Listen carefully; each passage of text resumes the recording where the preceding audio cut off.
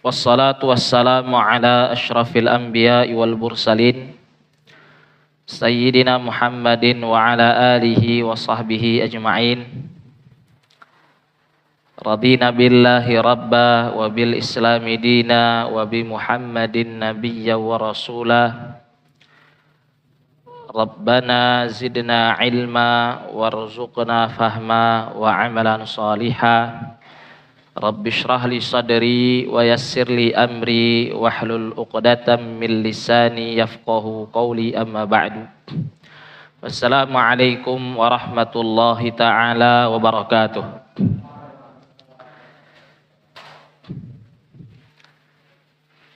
Bapak Ibu yang dirahmati oleh Allah Subhanahu wa taala, segala puji syukur kita ucapkan kehadirat Allah Subhanahu wa taala atas segala limpahan rahmat dan karunia-Nya kepada kita, sehingga sampai detik ini pun kita masih bisa beraktivitas menjalankan ibadah kepada-Nya Subhanahu wa taala. Salawat dan salam semoga selalu tercurahkan kepada baginda Nabi besar Muhammad sallallahu alaihi wasallam, seorang suri tauladan bagi kita dalam menjalankan kehidupan dunia yang fana ini. Bapak Ibu yang dirahmati oleh Allah Subhanahu wa taala, kita melanjutkan apa yang sudah kita mulai dari kajian ilmu mawaris atau warisan. Alhamdulillah sampai pertemuan hari ini kita sudah selesai daripada 2 tahapan. Saya pernah menyampaikan bahwa pembagian warisan itu punya 5 tahapan. Ada 5 tahapan dalam pembagian warisan. Yang pertama itu menentukan nominal harta peninggalan, sekaligus nanti dikeluarkan terlebih dahulu hak-hak sebelum warisan, sehingga nanti kita bisa mengetahui nominal harta warisan. Jadi ada istilah harta peninggalan, ada istilah harta warisan. Ini tahapan pertama kita sudah selesaikan. Anggap saja kita sekarang punya harta sisa itu cuman 150 juta.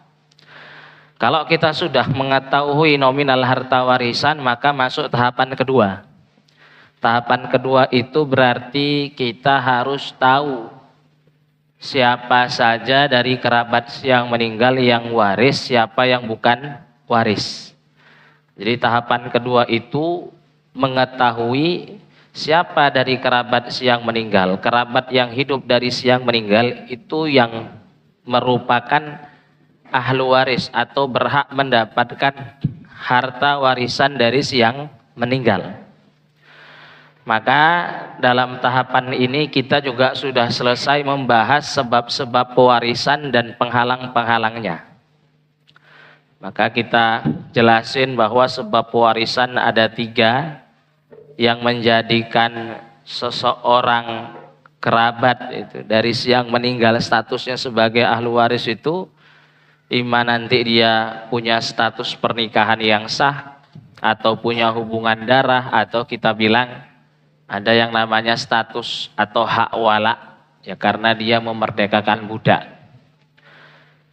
Ini 3 sebab kita sudah pernah bahaskan, sehingga terhasilkanlah dari 3 sebab ini ada 25 ahlu waris. Artinya ingat satu kaidah Bapak Ibu, jangan pernah lupa bahwa tidak semua yang punya hubungan darah itu ahlu waris. Nah, maka nanti kalau ada seorang yang meninggal, itu kalau semuanya hidup maka sebenarnya dia punya 25 ahlu waris. Meskipun ya kerabat itu sebenarnya jumlahnya lebih dari itu. Nah, tapi intinya kita sudah dapatkan 25 ahlu waris itu. Namun di bahasan di bulan sebelumnya kita katakan bahwa 25-25-nya ini yang statusnya sebagai ahlu waris itu belum tentu berhak mendapatkan bagian warisannya. Jadi bisa jadi seorang yang statusnya ahlu waris itu terharamkan atau tidak boleh untuk mengambil bagian warisannya. Ya kita sebutkan ada 2 sebabnya. Sebab yang pertama ya karena dia terhalang sama ahli waris yang lain yang lebih dekat. Misal kakek itu, kakek dari ayah, kalau ada ayah, masih ada ayah dari si yang meninggal, kakek itu kan ahli waris. Cuman selama ada ayah dari si yang meninggal, dia tidak berhak untuk mendapatkan bagian warisannya. Kenapa? Karena ada ayah sebagai ahli waris yang lebih dekat. Nah, jadi itu sebab yang pertama. Jadi terkadang ada ahli waris, ada seseorang yang statusnya sebagai ahli waris, cuman ternyata dia tidak berhak untuk mengambil bagian warisannya. Sebabnya ya karena memang dia bisa jadi terhalang oleh ahli waris yang lain yang lebih dekat. Itu sebab pertama. Sebab yang kedua, ada ahli waris, dia nggak berhak atau terharamkan daripada mendapatkan bagian warisannya karena si ahli waris ini bersifat dengan salah satu penghalang warisan. Nah, maka itu bahasan kita di bulan yang sebelumnya, bulan lalu itu, di pertemuan sebelumnya kita bahas ada 3 penghalang warisan. Itu pertama ada status perbudakan, artinya status budak. Jadi kalau ada ahli waris, dia ahli waris, cuman ternyata statusnya budak, maka dia nggak boleh untuk mengambil bagian warisannya. Itu pertama. Yang kedua kita bilang ada yang namanya pembunuhan. Jadi kalau ada di antara ahli waris itu kok ternyata dia yang menjadi sebab meninggalnya siapa? Muwarisnya. Atau misal ayahnya, ibunya itu sebagai pewarisnya, yang mewariskan hartanya kepadanya. Nah itu kalau ternyata anak misalkan, anak laki-laki itu kan ahli waris, tapi ternyata dia yang membunuh misalkan, yang menjadi sebab meninggalnya ayahnya. Nah ini dia termasuk apa? Ya, ahli waris yang terhalang daripada mendapatkan bagian warisannya. Haram dia untuk mendapatkan bagian warisannya. Kenapa? Karena dia membunuh. Ini sebab atau penghalang yang kedua kita. Penghalang yang ketiga itu perbedaan agama. Nah, misal kok ada di antara keluarga itu anaknya, anak laki-laki itu kalau orang tuanya meninggal dia ahli waris.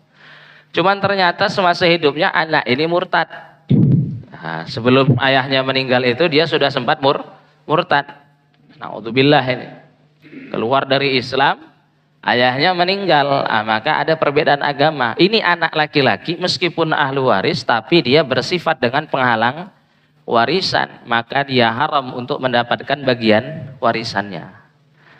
Nah, berarti kalau kita sudah selesai dari pembahasan sebab-sebab warisan, penghalang-penghalang warisan, maka berarti kita sudah selesai dari tahapan kedua.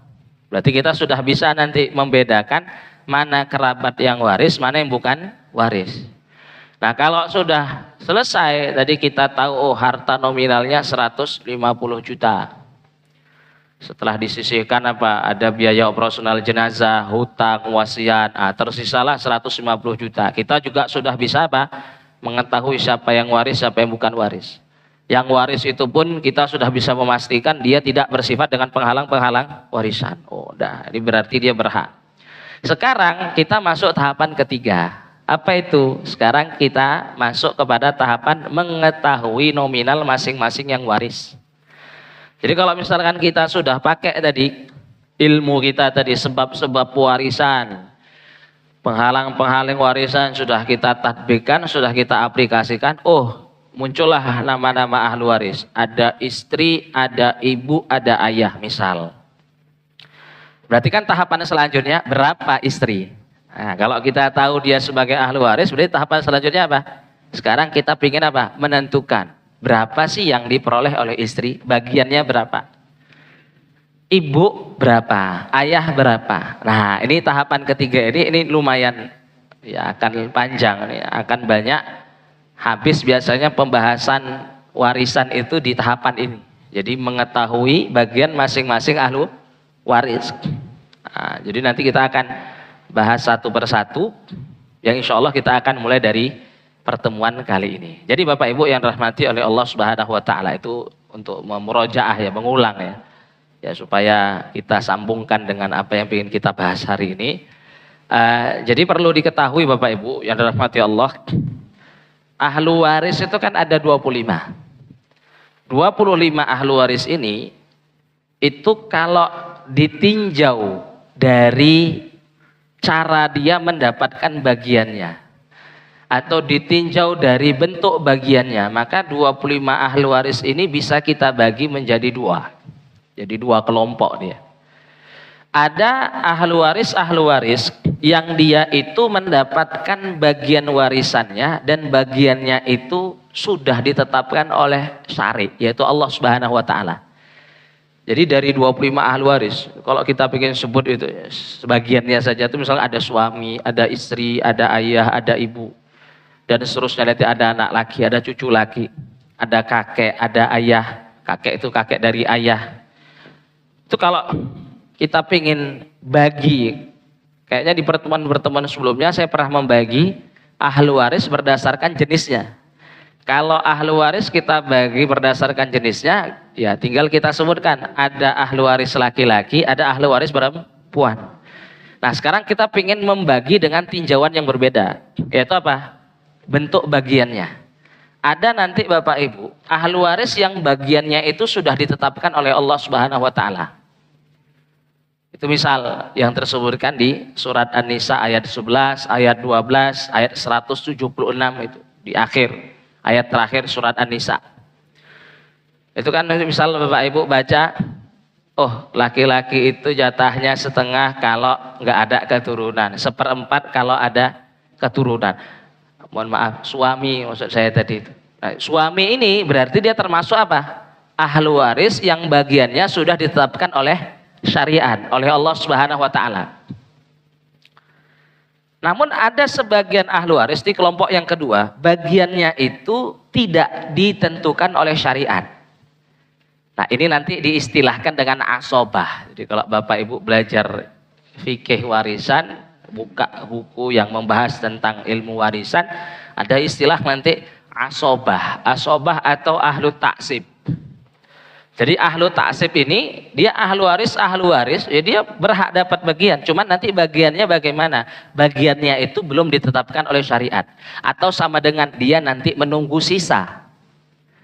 Menunggu sisa dari yang mana? Dari ahlu waris yang tadi bagiannya sudah ditetapkan oleh syariat. Jadi nanti dalam pembagiannya ahlu waris yang dia itu bagiannya sudah ditetapkan oleh syariat. Ini diistilahi oleh ulama dengan ashabul furud.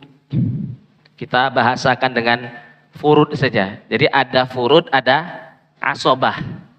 Kalau furud tadi ahlu waris yang bagiannya sudah ditetapkan oleh syariat, oleh Allah Subhanahu wa taala.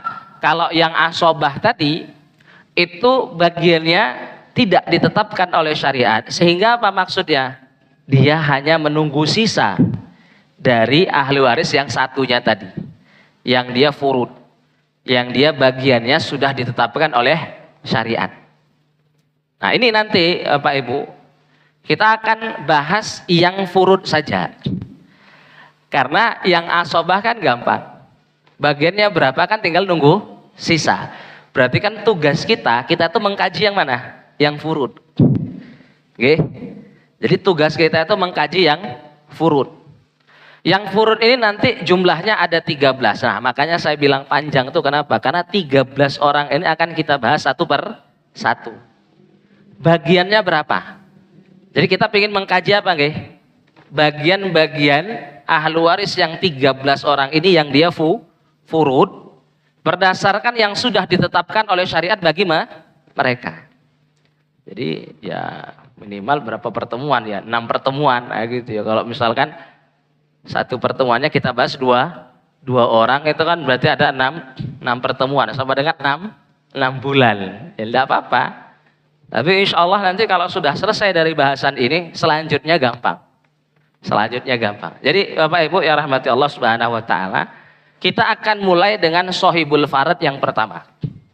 Jadi kita katakan ashabul furud atau yang furud tadi. Furud itu apa tadi? Ahlu waris yang bagiannya itu sudah paten, sudah ditetapkan oleh Allah Subhanahu wa taala, itu kan ada 13. Nanti itu ada suami, ada istri, ada ibu, ada nenek dari ayah, ada nenek dari ibu, ada saudara seibu, ada saudari seibu, ada kakek, ada ayah, ada anak perempuan, ada cucu perempuan, ada saudari perempuan, sama nanti saudari perempuan itu yang kandung sama saudari perempuan yang sebapak. Jadi jumlahnya itu ada 13. Nah, kita mulai dengan suami. Kalau ada waktu nanti kita lanjut istri. Nah, Bapak Ibu yang rahmati Allah Subhanahu wa taala, kita ingin membahas apa? Berapa sih bagian suami? Jadi kalau Bapak Ibu punya masalah, ada orang meninggal, dia meninggalkan siapa? Suami. Suami ini Bapak Ibu pengen kasih berapa? Maka ada rumus umum gini Bapak Ibu. Sebelum kita menentukan bagian setiap ahli waris, maka penting untuk kita ketahui terlebih dahulu, ada enggak ahli waris yang menghalangi ahli waris tersebut. Jadi ada istilah yang namanya hajab. Jadi saya buat catatannya. Jadi cara mengkaji bagian setiap ahli waris yang furud itu nanti Bapak Ibu silahkan buat di catatannya itu, misalkan suami. Oke, suami. Itu Bapak Ibu bagi kepada 2 poin. Ini setiap ahli waris harus dikaji seperti ini. Jadi yang kita tinjau sebelum kita benar-benar menentukan oh bagiannya segini, kita pastikan dulu tidak ada dari ahli waris lain yang menghajab atau menghalangi ahli waris tersebut. Jadi ini kaidah umum ya Bapak Ibu. Jadi 13 furud ini kita setiap kali akan mengkajinya berapa bagiannya, terlebih dahulu kita cari tahu apa dulu. Ada nggak yang menghajab dia? Menghajab itu bahasa Arab artinya menghalangi. Ada nggak dari ahli waris yang lain yang menghalangi ahli waris yang ingin kita bahas? Nah, sekarang kita bahas suami. Pertanyaannya, ada nggak penghalangnya Bapak Ibu? Pertama kita kaji dulu. Ada nggak dari ahli waris yang lain yang dapat menghalangi suami? Saya di pertemuan sebelumnya sudah pernah jelasin. Saya tanya jadinya.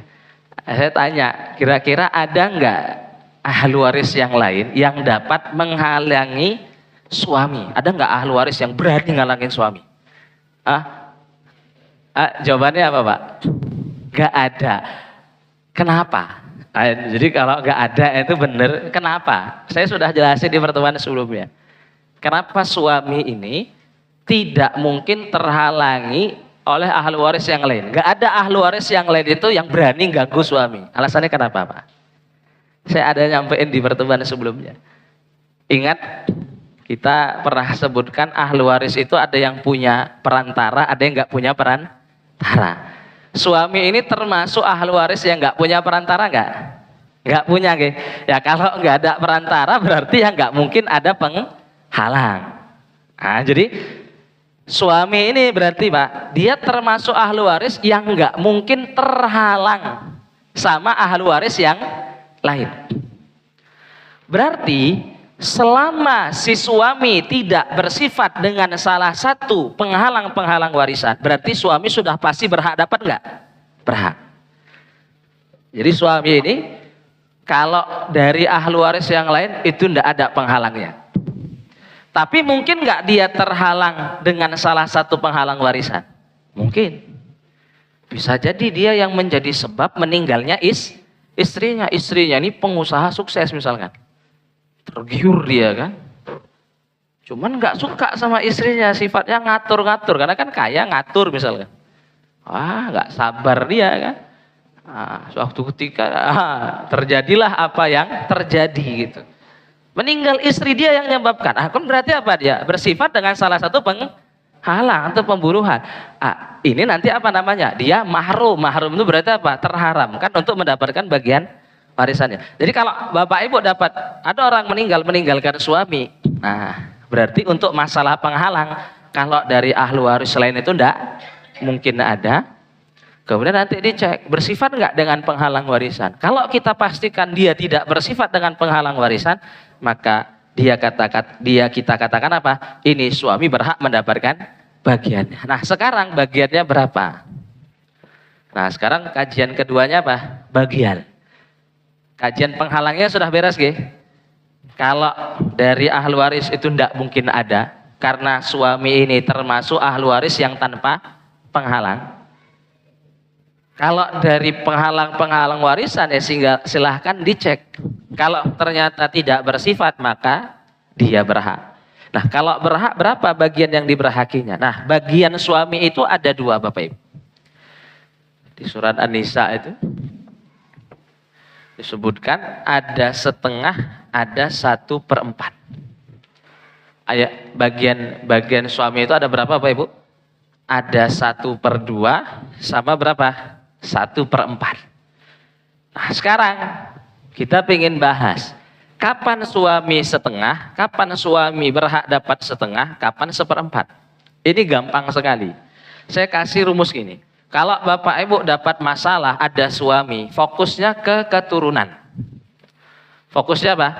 Ke anak yang lahir dari rahim istrinya yang meninggal. Istrinya yang meninggal ini, ada enggak keturunan yang keluar dari rahimnya? Ada enggak anaknya? Jadi fokusnya kalau ingin menentukan bagian suami, fokusnya kemana Bapak Ibu? Ke anak. Ada anak atau tidak ada anak? Kalau tidak ada anak, maka dia setengah. Jadi setengah itu kapan? Jika tidak ada keturunan yang waris. Setengah itu kapan? Jika tidak ada keturunan. Oke, berarti 1/4 kapan? Jika ada keturunan. Tinggal ditulis oke, jika ada keturunan. Tambah keturunan yang waris. Jadi harus ada keterangan itu. Jadi kapan setengah? Jika nggak ada keturunan. Contoh misalkan, saya nggak perlu gambarin ya, nggak bayangin aja. Ada Fatimah sama Ahmad menikah. Dari pernikahan keduanya belum ada keturunan. Fatimah meninggal. Berapa bagi Ahmad? Setengah. Gampang nggih? Masih pertanyaan level 1. Nggih, ini. Ada Ahmad dan Fatimah menikah, nggih. Pasangan suami istri, dari pernikahannya belum ada keturunan.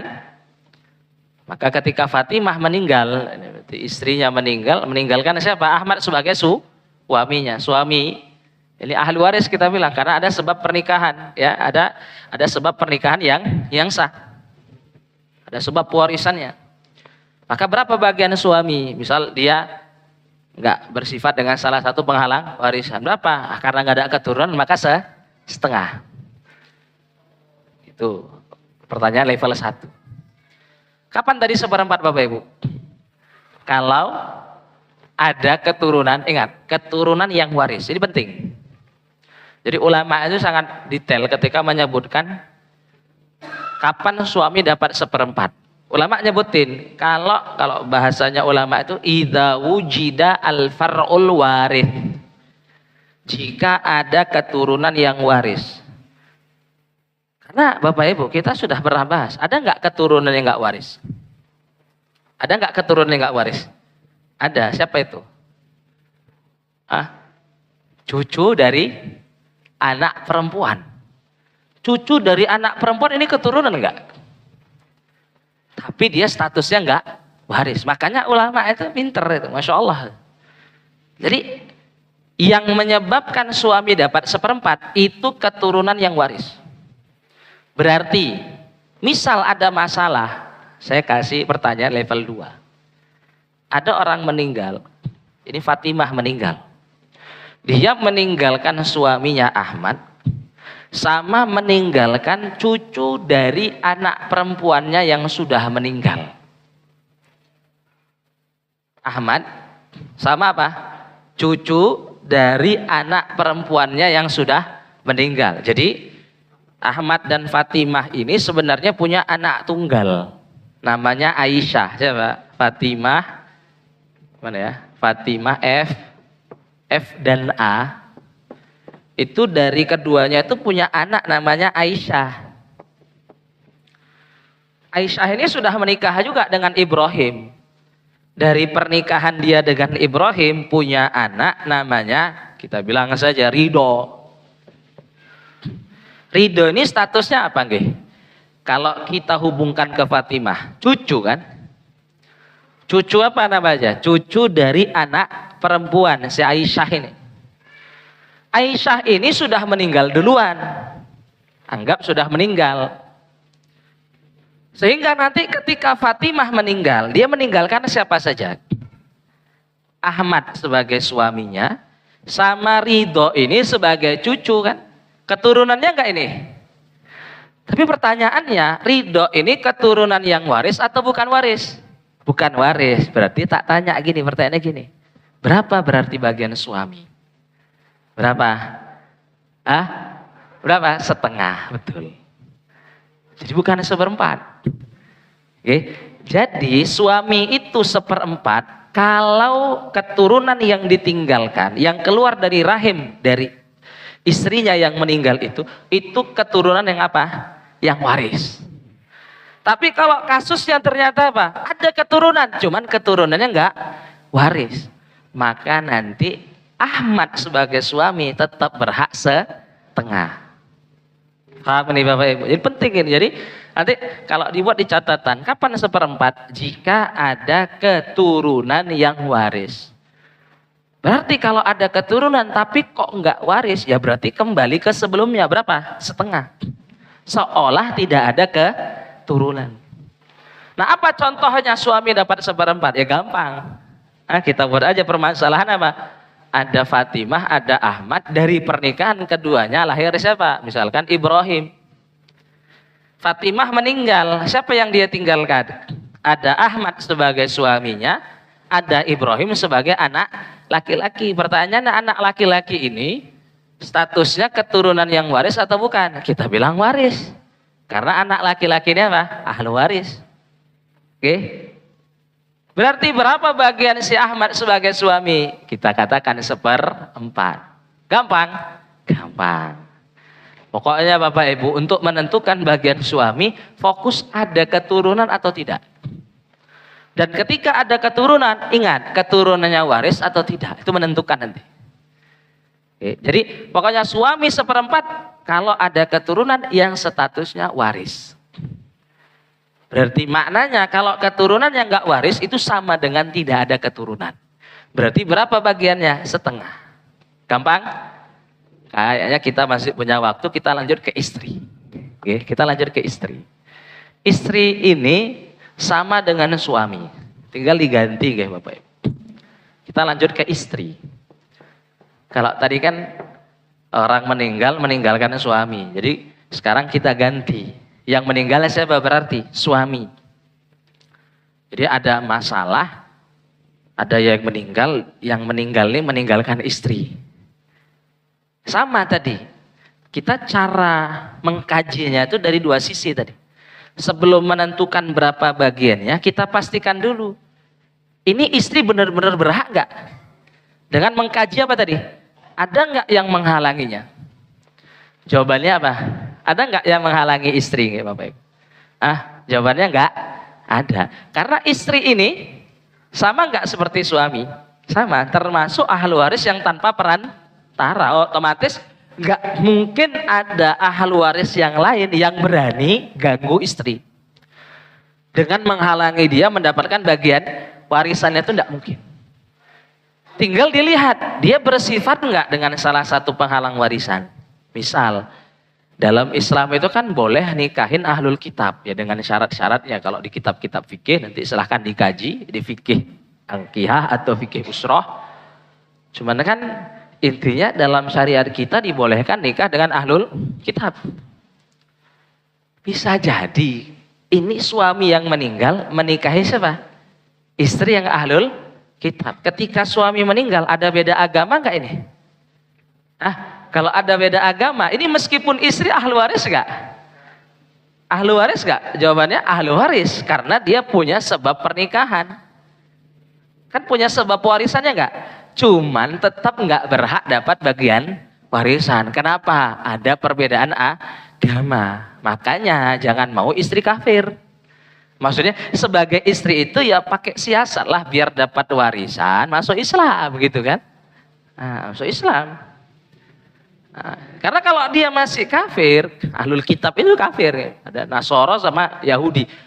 Itu ya nggak semua ya, kalau Kristen, Nasrani, Yahudi hari ini itu udah nggak masuk kategori ahlul kitab lagi sebenarnya, karena nanti yang dimaksud ahlul kitab itu yang dia nenek kakek moyangnya itu emang murni, nggak ada yang penyembah berhala.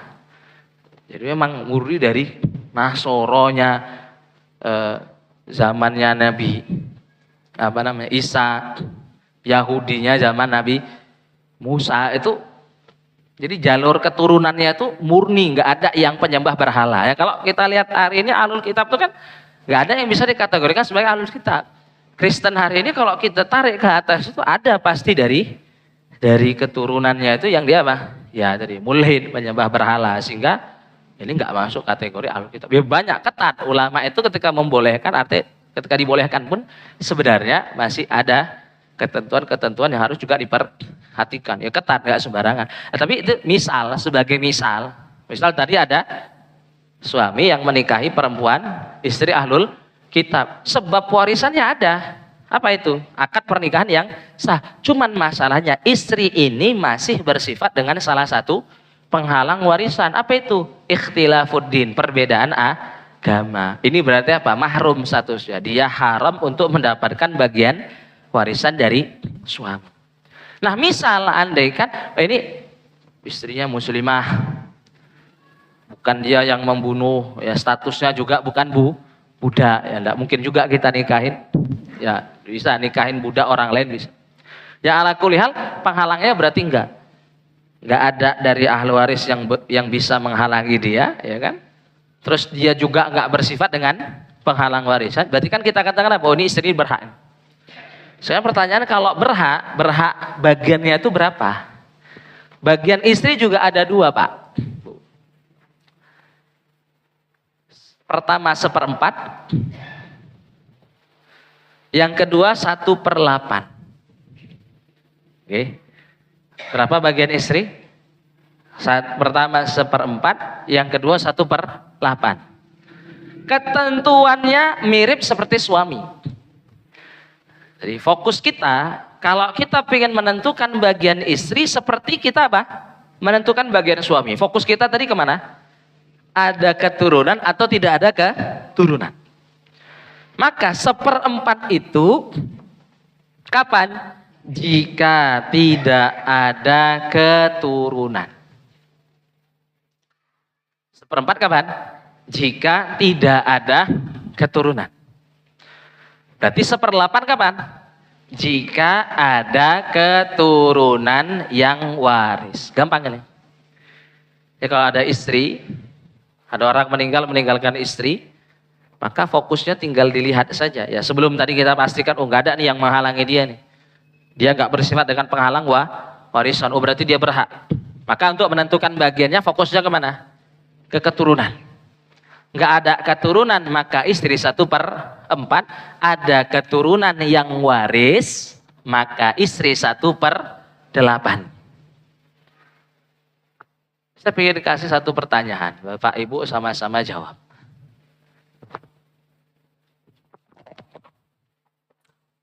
Misal ada Fatimah ini gadis, dilamar sama Ahmad ini itu janda, duda ya, kok janda. Ahmad ini duda. Jadi Ahmad ini sudah pernah menikah sebelumnya dengan Aisyah. Dari pernikahannya dengan Aisyah ini, Ahmad ini punya anak namanya Ridho. Keturunan yang waris enggak ini Bapak Ibu? Yang waris ya.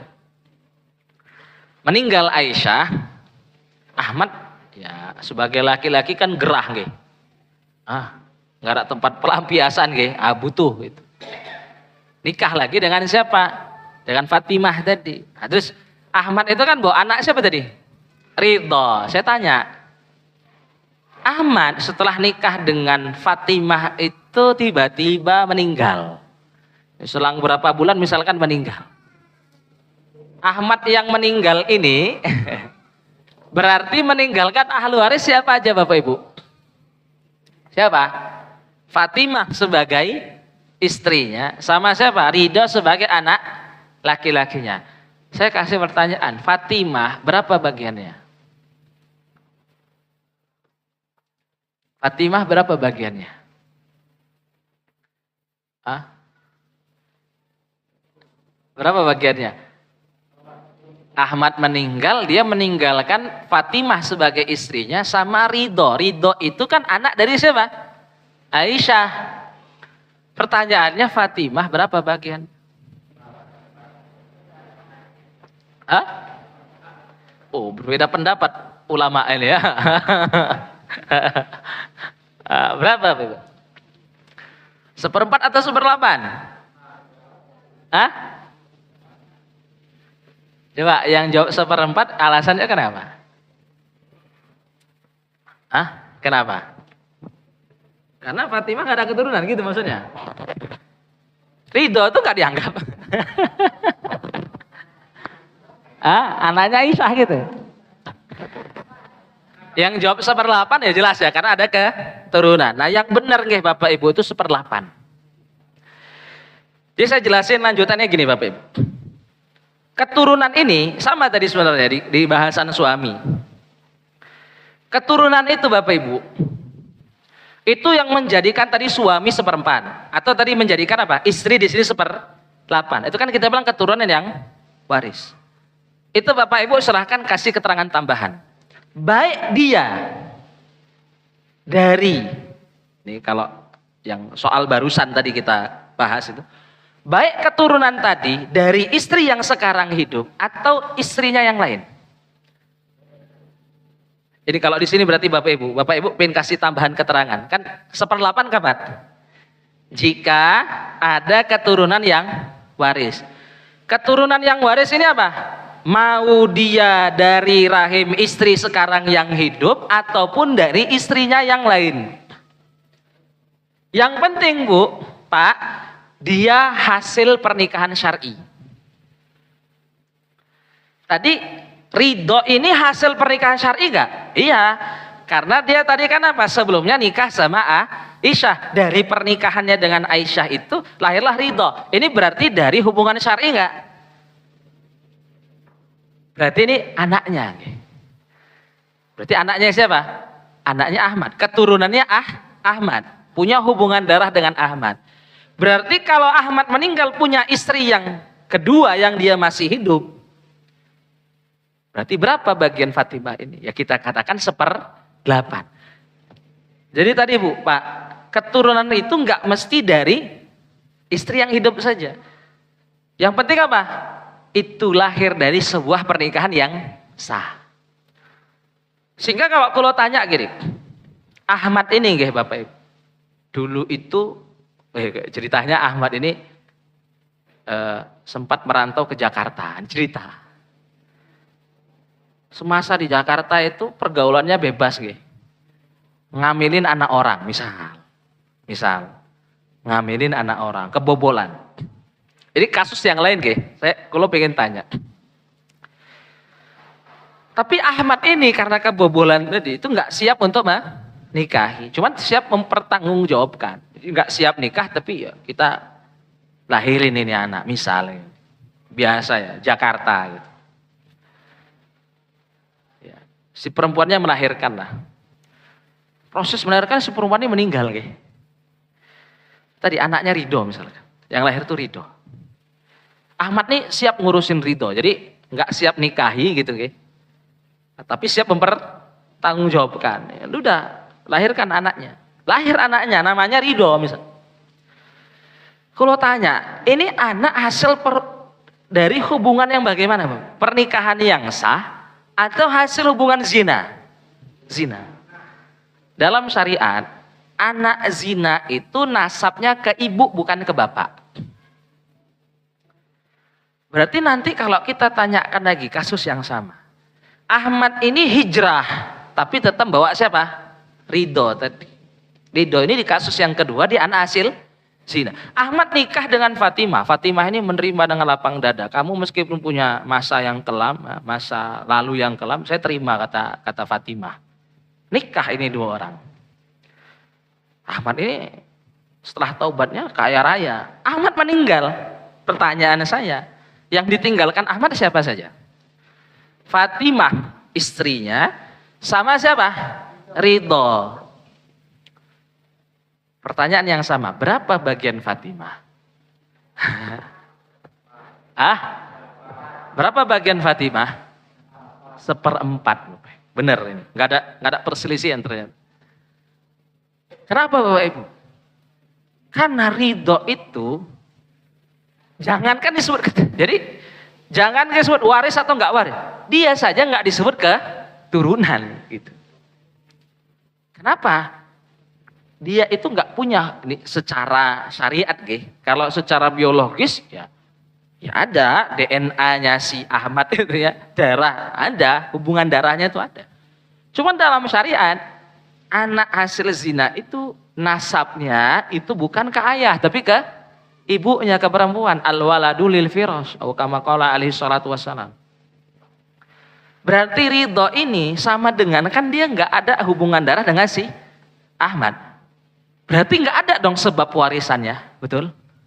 Jadi jangankan untuk disebut keturunan waris atau enggak waris, disebut keturunan saya tidak bisa, atau tidak dia tidak disebut sebagai keturunan. Dalam kondisi ini ketika saya tanyakan tadi berapa bagian Fatimah, maka bagian Fatimah itu 1/4. Jadi keturunan di sini yang menjadikan istri itu 1/8 itu keturunan yang bagaimana? Keturunan yang waris, yang penting dia hasil dari pernikahan yang syar'i, itu dari suami tadi itu. Karena kalau bukan dari pernikahan yang syar'i, itu anak nasab atau hubungan darahnya bukan ke laki-laki, otomatis kalaupun laki-laki itu siap mengurusinya, itu bukan keturunannya dalam syariat. Otomatis ketika dia meninggalkan istri yang baru, ya artinya ya memang istrinya pertama ini Fatimah, terus dia punya anak tapi bawaan ini hasil zina. Ini Fatimah jatahnya 1/4 karena memang tidak ada keturunan. Tapi beda cerita kalau itu anak hasil pernikahan yang sah. Dengan Aisyah tadi kasus kita yang pertama. Maka apa? Ini tetap keturunan. Keturunan itu kan keturunan waris kan, ini anak laki-laki. Nah, keturunan yang waris itu menjadikan istri jatahnya 1/8. Pak Bapak Ibu? Saya balikkan ke kasus suami tadi. Suami kan kita katakan tadi apa? Setengah kalau nggak ada keturunan. 1/4 kalau ada keturunan. Kita bilang kan keturunan yang waris. Ini sama Bapak Ibu, keterangan tambahannya tuh sama. Mau nanti keturunan tadi dari suami yang sekarang hidup ataupun suami yang sebelumnya. Mau dari hasil pernikahan yang sah ataupun zina. Tak kasih contoh gini. Ini kita sekarang yang meninggal perempuan. Karena kita ingin bahas yang suami. Misal Fatimah ini itu sempat merantau ke Jakarta. Sempat apalah ya, kita bilang melewati masa-masa muda yang kelam gitu. Pergaulan yang bebas, terakhir dia hamil itu di luar pernikahan yang sah. Yang laki-laki itu kabur, tapi dia tetap masih mempertahankan gitu. Fatimah ini melahirkan, dia namain anaknya Ridho. Ini bukan pingin apa ya, kok dari tadi Ridho ya, gak apa-apa, biar enak aja, mudah gitu, Ridho gitu. Mana tahu ada yang namanya Ridho terus gitu kan. Fatimah ini sejak ya, dia pulang ke kampungnya ya melahirkan anak Ridho tadi ya dia bertaubat lah, hijrah. Jumpalah dengan Ahmad. Jumpa dengan Ahmad. Ahmad ini nerimalah masa lalunya si Fatimah ini, nggak masalah lah. Tak nikahin, tak urusi juga anakmu itu. Ridho itu anak hasil zina nggak Bapak Ibu? Anak hasil zina kan? Fatimah ini setelah hijrahnya bisnis, jual busana, kaya Fatimah ini. Mungkin itu juga sebabnya Ahmad mau gitu ya, karena kaya gitu ya. Gitu.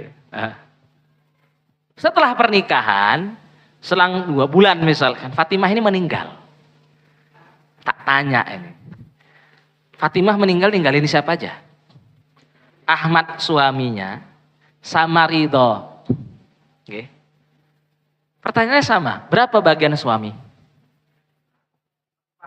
Oh, berbeda ulama di sini. Setengah atau seperempat? Yang jawab setengah kenapa? Yang jawab setengah karena nggak ada apa keturunan. Ridho itu apa? Karena anak asal zina. Yang jawab seperempat apa sebabnya? Karena ada keturunan otomatis ya. Gitu. Tapi karena asal zina. Mana jawaban yang benar? Jawaban yang benar nih Bapak Ibu. Ahmad dapat 1/4. Kok bisa? Kembali tadi seperti yang saya jelasin di awal. Anak hasil zina itu nasabnya ke siapa? Berarti kalau nasabnya ke ibu, berarti Ridho ini keturunan si Fatimah atau bukan? Punya sebab warisan atau bukan? Punya. Berarti Ridho ini itu anak laki-laki, dia ahlu waris. Berarti keturunan yang waris. Lah, kalau ada keturunan yang waris, gimana nasib suami? Jatahnya 1/4. Oke. Jadi nanti kalau Bapak Ibu nyatet yang di suami, kalau sengaja tadi nggak nambahkan di awal biar mudah dulu baru kita coba. Kalau di istri kan tadi catatannya gimana? Pokoknya keturunan yang waris tadi harus dari hasil pernikahan yang sah. Mau dari istri yang hidup ataupun istri sebelumnya atau istri yang lain, gitu ge. Tapi kalau di bagian suami yang sebelumnya, kapan suami dapat 1/4? Kita bilang kalau ada keturunan yang waris. Keturunan yang waris ini mau dari suami yang sekarang hidup ataupun suami yang lain, mau dia dari pernikahan yang sah ataupun hasil zina, semuanya apa? Mempengaruhi bagian suami menjadi 1/4. Karena kalau yang meninggal perempuan, meskipun katanya keturunannya anak hasil zina, itu tetap keturunannya. Paham bedanya Bapak Ibu? Kalau yang meninggal perempuan, meskipun katanya ini anak bawaan hasil zina, anak zina itu tetap keturunannya enggak? Iya. Jadi ketika dia nikah dengan suami, dengan laki-laki yang lain, itu statusnya suami. Otomatis kan kalau si perempuan tadi meninggal bawa anak hasil zina, itu anaknya. Berarti apa? Suaminya akan dapat 1/4. Beda kalau apa? Yang meninggal laki-laki. Yang meninggal laki-laki terus bawa anak bawaan hasil zina. Kita katakan kan anak hasil zina itu tidak ada nasabnya ke laki-laki. Meskipun ya secara DNA itu mungkin ada secara biologis. Tapi secara syariat ini bukan keturunan, itu kita bahasakan begitu. Bukan anak. Otomatis kalau yang meninggal laki-laki, dia punya anak bawaan, anak hasil zina. Terus dia punya istri. Berapa istrinya? Ya kita katakan tadi berapa? 1/4. Kan seolah seperti tidak ada keturunan. Bisa dibedakan? Jadi kalau ingin menentukan bagian istri, pokoknya keturunannya apa? Intinya dari pernikahan yang sah. Karena yang meninggalnya apa? Laki-laki, suami.